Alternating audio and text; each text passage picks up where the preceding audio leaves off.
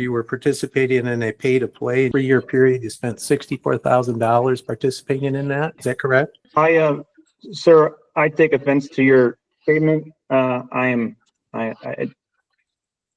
have a right to market my business. To me, this is a big deal. And because this is a big deal, I plan on doing more of these videos on topics that I think are this important. Now let me show you why there's a code and why I think this is such a big deal.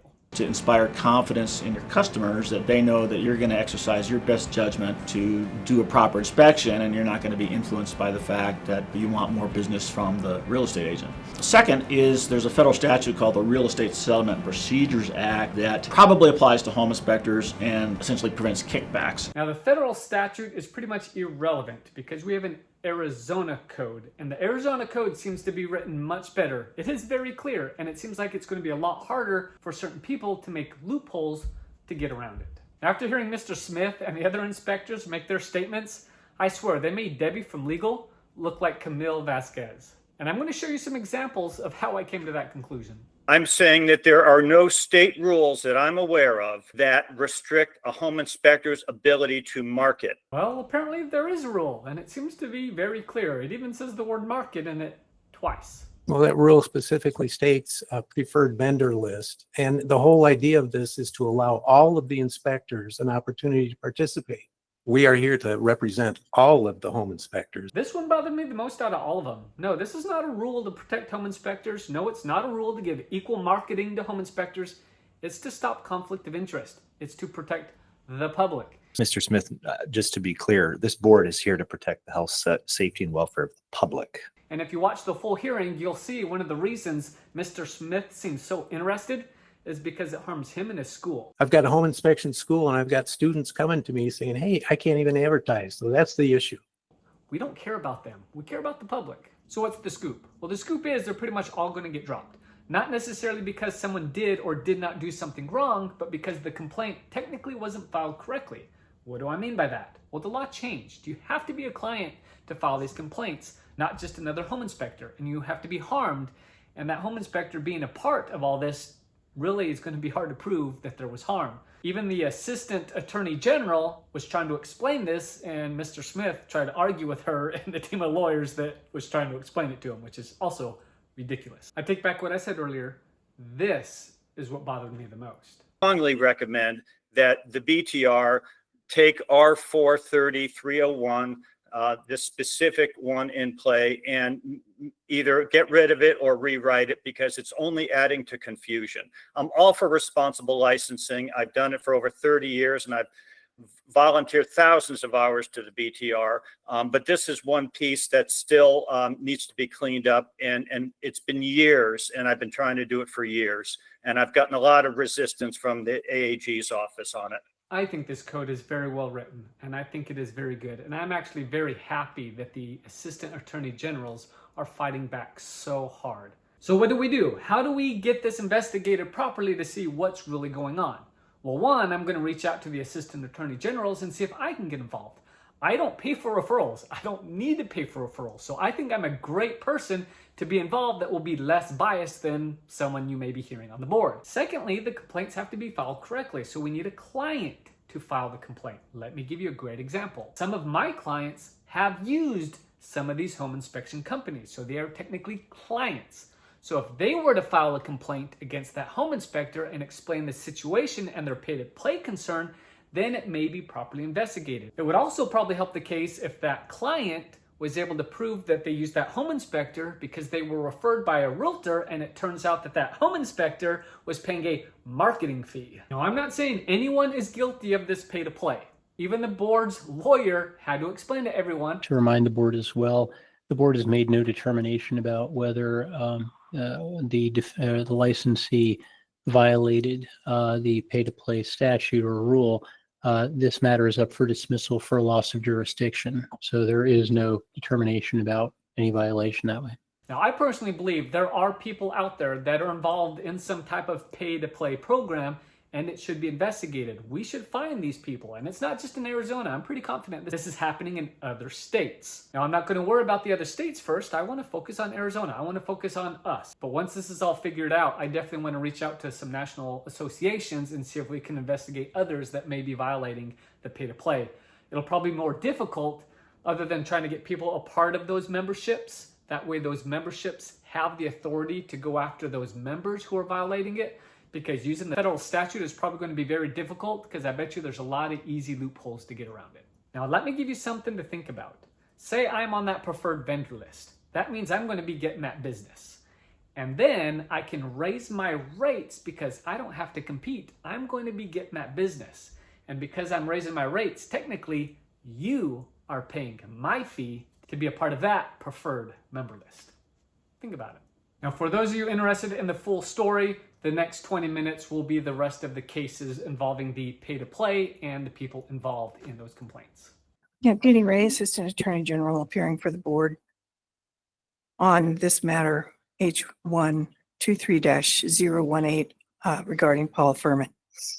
And we've made a motion to rescind the order to go to hearing based on the fact that the law was changed, as I'm sure you're aware, that the board only has jurisdiction if the alleger has a contractual relationship with the person who's the subject of the complaint or was harmed by the alleged misconduct, or has some, expert personal knowledge of the situation.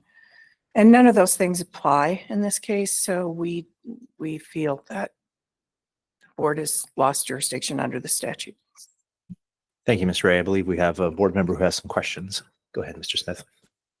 Ms. Ray, respectfully, I believe your interpretation of this new rule may not be accurate, because first off, can I ask at this point who filed this complaint? Was it a home inspector or was it the board? Okay. It was a home inspector, Okay. Okay. So, another home inspector. right. Okay. So according to the new rules here, one of those stipulations, like you mentioned, if it harms, if this alleged misconduct harms the person that files a complaint, which is a home inspector, it should be pursued. In this situation, these pay-to-play programs, if somebody participates in it, they are defranchising or disfranchising other home inspectors from being able to advertise in that real estate office. Typically what happens is people are paying a monthly fee, $5,000 to $2,000 a month, to do their advertising at that real estate office. And what they're doing is they only allow three home inspectors. So now the rest of the home inspectors in the whole state, the 900 that are left, they can't even go in there and talk to anybody. So it is harming not just that inspector, it's harming the whole members. So I think this needs to be looked at again. Well, I can say that this was staffed by the board staff and by all of the attorneys involved. And it was our consensus that there is not the kind of harm that you're talking about that would give jurisdiction to the board. In addition to that, this particular case had some complexities that I probably can't get into here, but it was not probably the strongest case in the world. So I still stand by my recommendation and motion that you rescind your order to go to hearing. Without really knowing all the specifics, I can't dismiss it, because I wasn't on the board when this came through and I really don't know what the specifics are. I mean, the only suggestion that I have is that you table it and bring it back again when we can give you more information. Mr. Smith, if you'd like to make such a motion, we can well, actually, I guess we're just tabling it. There's no motion. So I think that'd be appropriate. Thank you. Mr. Furman has raised his hand. Mr. Furman, would you like to, well, first, if you could state your name and then address your comment to the board. Yes, good morning, board. Josh Furman. I'm the president of AJF Inspections. I'm also general counsel and I represent Paul Furman in this matter. I just thought it could be good to raise a couple of additional points if we can maybe have this resolved today rather than tabling. I'd prefer that, obviously. One point is that in this specific situation, one of the complexities was that the complainant was in the exact same program. So without resolving the broader question raised by the board there, in this specific case, the fact that the complainant was in the exact same program makes it very difficult to understand how he could have ever been injured by alleged participation in the program. So there are other complexities, but I think that one is kind of dispositive for this specific case. So just wanted to raise that point. If you decide to table it, I guess I can't control that, but would like to get this one kind of just resolved and behind us. Mr. Chairman, with respect to that comment, one inspector is not harmed. It's the whole members. And I think the board is in charge, or we should kind of look at, we are here to represent all of the home inspectors. So I don't think it's isolated to one person. Well, Mr. Smith, just to be clear, this board is here to protect the health, safety, and welfare of the public. We are not a professional association board. We are looking out for the health, safety, and welfare of the public. Well, that's true. Okay. If I may. But still, we license everybody, so. I'm sorry, if I may, I think the statute was written so that the complaint has to be, you can only investigate a complaint if the complainant was harmed.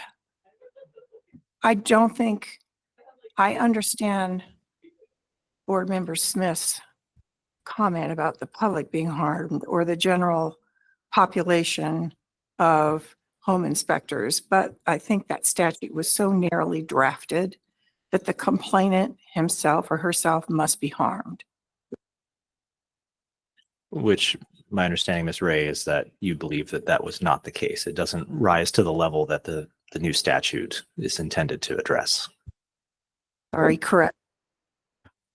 Mr. Chair, if we rule on this today, I think this would set a precedent. I think we should I think we should look at this a little more. I'd like to defer this. Mr. Sales? Mr. Chairman, Scott Sales, looking through the information here and hearing from the information, I would like to propose a motion and not dismiss it for today, but I want to keep the information going before I propose a motion, but I'd propose a motion before we potentially table it for another future meeting.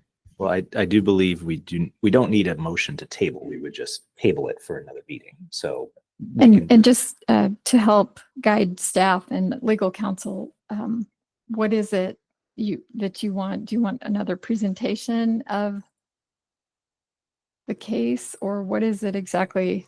I think what I would like, I'm sorry, Mr. Chair, this is Mr. Smith. What I would like is further review of the new statute to make sure we are interpreting this correctly. I just cannot believe that there's no teeth in this thing. I mean, this is going to let all the home inspectors out there violate the rules with no penalties or anything. I just think it's wrong. I think it needs to be looked at more.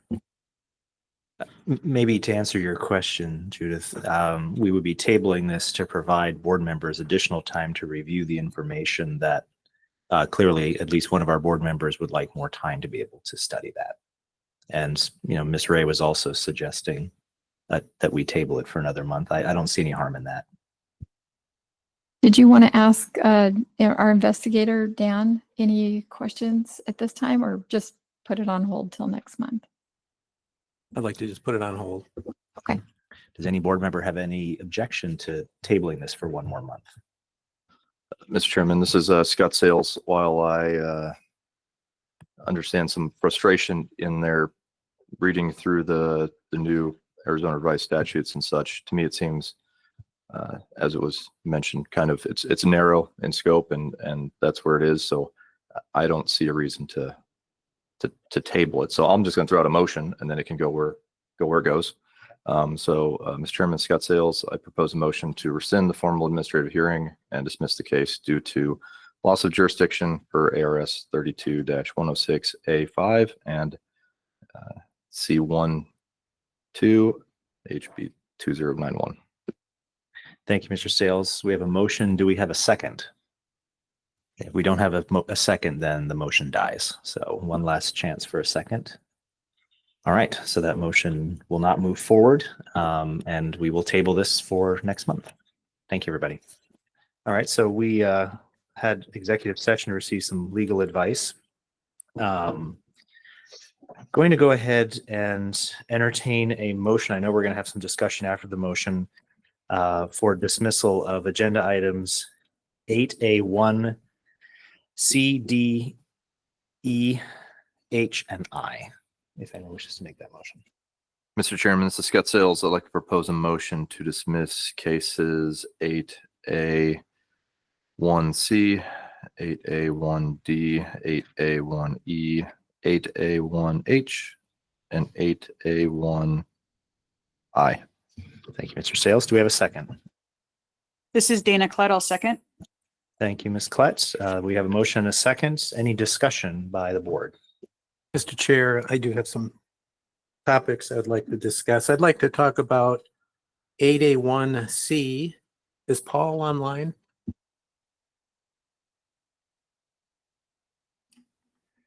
Yes, I'm present, Keith. Hey, Paul, can you just, after reviewing the audio from the meeting on October 13th, I just want, for the record, your status or your interpretation of this pay to play. So my status is, I'm not sure I 100% understand the question. My status is I'm waiting for the BTR to clarify the rule R43301, which is the pay to play rule, because I feel it's very confusing and not serving our inspector community very well. Are you looking, Keith, for specific,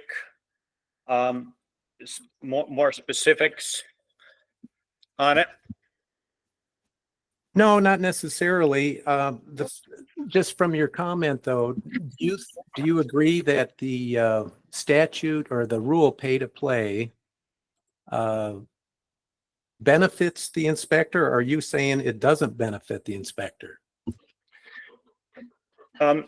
Keith, thank you for asking the questions. I do not feel it benefits the inspector. And I respectfully disagree, with your comments earlier that I believe that it harmed the inspector community by allowing people to take advantage of these programs. First of all, the way R43301 is worded, it's just simply confusing. And it's confusing in a way that not all pay-to-play programs necessarily fall under this because it's nebulous at best. When I was chairing the Home Inspector Rule and Standards Committee just over a year ago, I had been working to try to bring clarification and clarity back to what this rule is. And so I actually put it on the agenda, as you know, that we discussed in last October Rules and Standards Committee. I do feel that this current rule is a disservice to inspectors or the inspector community in a number of ways. I do feel that the programs out there that we see in the Realtor Association, the Scottsdale Association, Phoenix Association of Realtors, and then in the thousands of real estate offices across our state, we see these vendor programs that allow a mortgage company or an equity company, equity title company, or a home inspector to have access to realtors. This is not a finder's fee. It is not a referral fee. It's simply a fee to allow advertising, to allow exposure. In my opinion, Keith, it's no different than I want to pay $500 to be the top ad in the Google search the next time somebody types in Home Inspector Phoenix. All right, hey, Paul, yeah. I So just want to make a comment. The big problem here is the restriction. There's only typically 3 inspectors that can participate, and that is the issue. There are other kinds of programs in the world that, you know, are exclusive programs. This is a case, Keith, I think we need to let the market decide on who should or wants to be partaking in these programs. I don't think the BTR should be involved in how a home inspector advertises or promotes their business. I've had a lot of national exposure. I sit on the National Board of Directors for the American Society of Home Inspectors. I know of no other state, no of the other 49 states that restrict a home inspector's ability to promote and market their business in this way. Well, now, wait a minute. If you belong to ASHE, they've got same language in there where you cannot participate in those preferred vendor lists that you're talking about. So how can you say the state is contrary to all of that? I'm saying that there are no state rules that I'm aware of that restrict a home inspector's ability to market. And I'm pretty familiar with licensure across the 38 states that are currently licensed for home inspectors. So, all right. So it sounds like you're not participating or complying with the Code of Ethics for American Society of Home Inspectors number 3, or whatever number it is, where you cannot participate in pay to play. I am not saying that I'm in violation, Keith, and I would ask you not to ask me pointed questions like that in a public forum, which is how we got into this to begin with. I am saying that I don't feel any of the programs that we're talking about are harming the consumer or harming the home inspector. And I don't feel that the BTR should be enforcing trying to enforce disciplinary action against anyone who's simply trying to market their business. And I strongly recommend that the BTR take R430-301, the specific one in play, and either get rid of it or rewrite it, because it's only adding to confusion. I'm all for responsible licensing. I've done it for over 30 years, and I've volunteered thousands of hours to the BTR. But this is one piece that still needs to be cleaned up. And it's been years, and I've been trying to do it for years. And I've gotten a lot of resistance from the AAG's office on it. Well, okay. So, you are the chairman of the Home Inspectors Rules and Standards Committee, and you publicly on that audio stated that you participated in this and you knew it was in violation, and you were even telling people you can't participate in it. So I have a problem with that, but all right, thank you. And Mr. Chair, if I may, just to remind the board as well, the board has made no determination about whether the licensee violated the pay-to-play statute or rule. This matter is up for dismissal for loss of jurisdiction. So there is no determination about any violation that way. And just to that point, all the items under 8A1 are in that same category. Mr. Chair, is Jacob here also the one, 8A1D? Does he want to speak? According to my information, Mr. Babin's available virtually. I don't know if Mr. Babin, if you are there, would you please make yourself known to the board? Yes, good afternoon. I'm here. Thank you. Mr. Babin, I was looking over the complaint and all that, and it is up for dismissal, but having reviewed the information here, how long have you been performing home inspections? I don't have the exact date, but I've been certified for nearly 10 years, or just over 10 years. And the example we have in here, you were participating in a pay-to-play, and for the 3-year period, you spent $64,000 participating in that. Is that correct? Sir, I take offense to your statement. I have a right to market my business. It's contrary to the rules, but okay, thank you. Mr. Chair, I got one more I want to call Ryan Hurt. Mr. Pert, are you online? Oh, sorry. If you'd like to come forward, state your name for the board.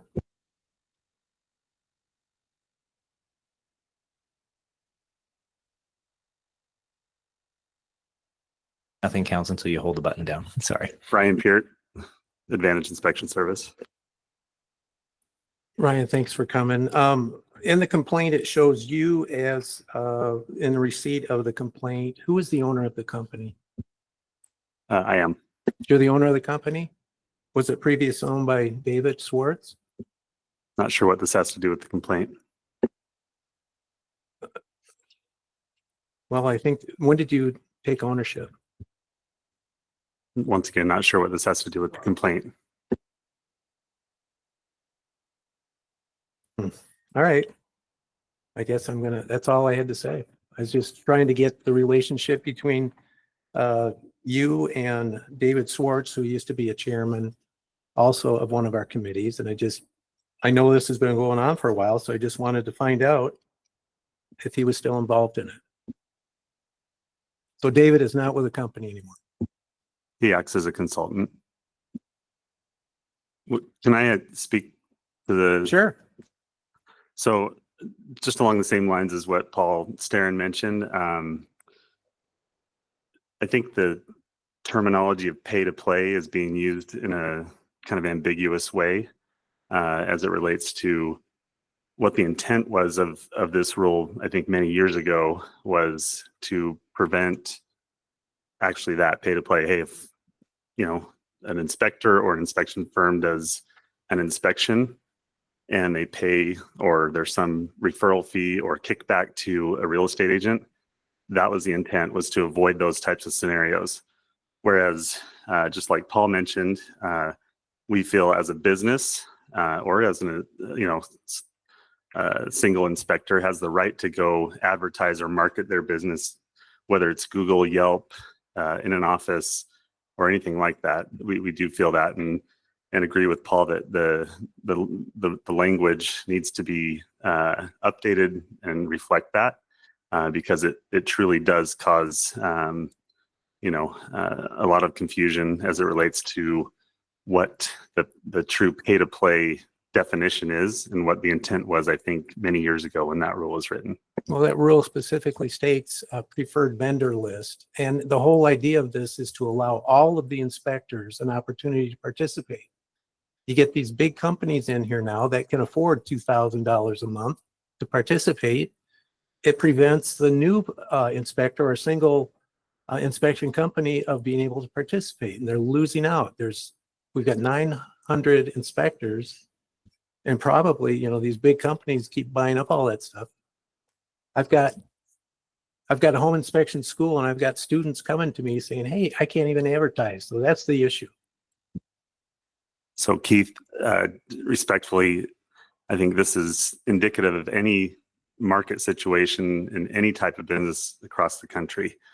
We've had many, many inspectors over the years come work with our company because we have the ability to do that. It's no different than if I'm, a small, let's say, auto mechanic, and I've got, certain avenues that I can go, market or advertise that are available to me on that level versus if I'm, Pet Boys, I can go market at a different level because I have a different ability. But that doesn't mean that the guy that has the small shop shouldn't or can't find other ways to market to real estate agents, clients, whoever it may be. As you know, it's a strongly referral-based network of whether it's agents or clients. That's the fact of the matter. So to say that it eliminates them from being able to market their business is, I think, not true. It is, but okay. That's all I have. Orlean. On the Google Meet, it appears that Jacob Babin has raised his hand in addition to Josh Furman, which is the one that was tabled earlier. And I'm not sure who Travis Jensen is, but we have several hands up. All right. Thank you for speaking before us. Mr. Babin, could you Yes. please state your name and your position here on this case? Yeah, my name is Jacob Babin. I'm a home inspector and I'm the owner of Total Inspections. I just wanted to start with a couple things real quick. I'm happy to answer the question Mr. Smith posed, but I want to make it clear that I wholeheartedly believe in regulation of my business and many businesses. And the board's purpose is to protect the public. And I also protect the public day in and day out doing home inspections. And this board is not here to protect home inspectors, big or small, and their budgets for marketing. Any alteration by this board of my ability to protect the public through my home inspection business would be a disservice to this public. This complaint was lodged by a competitor in the exact same program who was not successful. And now he's choosing to weaponize the board and waste your time and resources. This law, has been stated by many of my fellow home inspectors, is outdated and poorly written, ambiguous. I am successful because of the quality of my inspections that I perform, my integrity as a business, and those things generate positive referrals. This is about sales and marketing and the interpretation of this poorly written law. I have the right, as every business owner does, to market my business. And these challenges have been proven in court previously. So I kindly ask you to move forward with a dismissal of this case and similar cases. Thank you, Mr. Babin. Orlean, who was next? We have a Josh Furman, who was from the case that was tabled earlier from the formal hearing. Yes, Mr. Furman, if you'd state your name and brief statement to the board. Mr. Yes, Chair, we discussed that one. With Oh, the- since we tabled it, that's right. Well, I was going to say, Mr. Chair, it depends on whether Mr. Furman raised his hand to address this matter or whether he would like to have the board reopen his earlier matter. The board could reopen his earlier matter, but it depends on which one he chooses to address. Great. I'd like- Mr. Furman, what is it that you're looking to do here? Yeah, I'd like to reopen the earlier matter and speak on it because it directly relates to the topic that's been opened up here by the board with the board's questioning. Our matter is on the same issue. It's just in a different procedural posture. And so I would like to reopen it and be able to join those that have spoken on this issue since it's been brought up by the board. Yeah, if the board wants to reopen that matter, as they have a live motion right now, they would have to finish dealing with these current matters. The board could then, at a later point, reopen Mr. Furman's matter. So, Mr. Furman, if you can wait on that one, that would be great. We do have a motion, a second we have to act on first. Is there any rule that says I can't sort of speak in addition to what they said on their motion since it's on the same topic? Mr. Chair, it would be up to the chair to determine if it would like to allow Mr. Furman to speak about this current matter without reference to his other matter. The other issue is that as his other matter was forwarded to hearing initially, it is an IA matter at this point, and the independent advisor is not here, is no longer here, as that case happened earlier. So the board would not be able to reopen that matter unless an IA were able to be procured, and I'm not sure that one would at this point. But certainly if Mr. Furman would like to speak to this present matter, it would be within the chair's purview to allow him to, without reference to his other case. Could be more efficient as well, just to let me talk on this, and I'll rescind my request to reopen our matter. That would be preferred. I'll give you 1 minute to address this case specifically, Mr. Furman. Okay, thank you. I think what Mr. Babin said was very well put. I agree with what Paul said as well. I think one thing that's really important here is that this is an advertising issue. It's an issue of First Amendment law. The United States Constitution provides protection for advertising, and the First Amendment protects the commercial speech of companies. And the rule as is being described here by the board violates that for the reasons that everyone has said. And I think this idea of the limitation being the crux of it makes very little sense in practice, because all advertising is limited inherently. There's a limited number of billboards on the planet. So obviously you could run out of billboards if you wanted to buy billboards, and there's only enough space for whoever will pay whatever they'll pay. That's how free markets work. We live in, a capitalist society. And that's how industry works. I mean, when you buy a commercial on TV spot, like a TV commercial spot, right? There's only so many 30-second commercials available. Does that mean that the little guy has a right to say no big company is allowed to buy a commercial spot because I can't afford one? No, they have to find a different way to advertise. And as was well said, there's a lot of avenues to do that.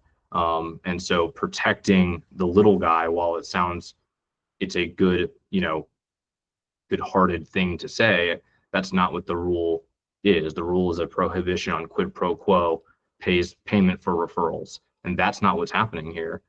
In our own matters, it was admitted on the record by the board's investigator that that's not what's happening here. And I think that the way the rule is written actually correctly prohibits referral fees, but does not prohibit marketing fees. And the way the board is interpreting it is to say marketing fees are prohibited, and that's protected by the First Amendment. So I think the issue is about the interpretation. I think it should be clarified. And I think there's a reason why there are so many people frustrated with this rule. And it's not because the rule is well constructed. It's actually the opposite, right? So I just wanted to put that out there. I think this is an issue that needs to be addressed. And I don't think this sort of limited space argument is valid, because all advertising opportunities are limited in number. That's how free markets work. Thank you, Mr. Furman. Anyone else, Arlene? JT still has the hand raised, but that was from earlier.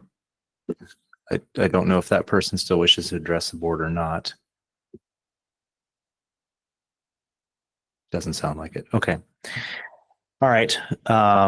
Anything else? Otherwise, we have a motion and a second. We're ready to cast a vote here.